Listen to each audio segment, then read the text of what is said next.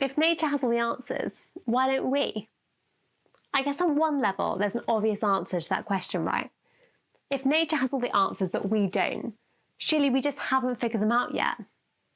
Nature is pretty vast, and we've only been doing modern empirical science for the past 400 years or so.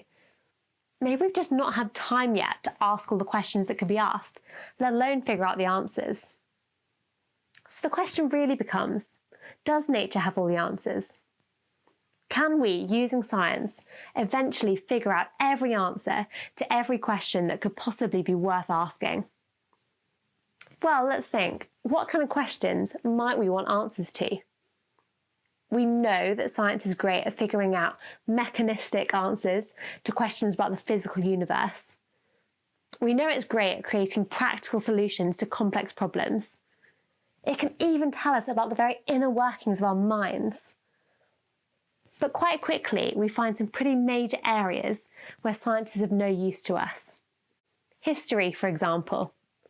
We can't just look at the physical properties of some old metal and deduce why the French Revolution happened. No, we need recorded accounts and historical analysis to tell us the whats and whys and wheres and hows. Or what about philosophical questions about ethics and meaning and purpose? Can nature alone tell us why a human life has value? Could a researcher scanning my brain tell you anything about what it feels like to be me? Retired Oxford chemistry professor Peter Atkins gets round this problem by saying there are two classes of questions: real questions and stupid questions. Real questions, according to Atkins, are those that can be answered by science. And stupid questions are all the others, which we can just dismiss as irrelevant. By definition, therefore, nature has all the answers. Now, I'd love to see Atkins in a room full of historians and philosophers, telling them that all the issues they've spent their entire careers working on are just stupid questions. Actually, Atkins' list of stupid questions includes things like, who should I vote for? What should I do with my life after university? How do I know who I can really trust? Does my life actually have real meaning? These questions matter, right? We can't just dismiss them as stupid questions.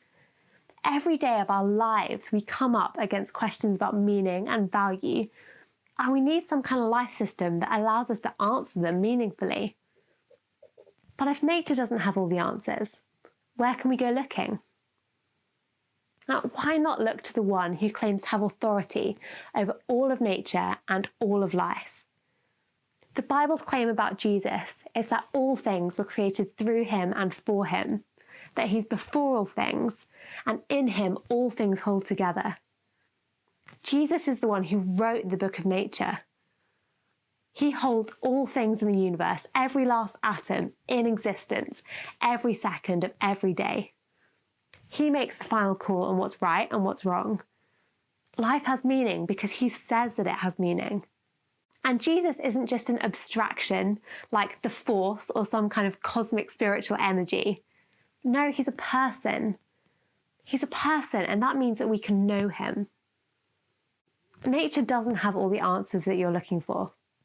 But there is someone who does, someone who's never far away and who is longing to have a personal relationship with you. If you're looking for answers, why not get to know the one who is bigger than the universe, bigger than nature, and who promises to have them? Why not get to know Jesus?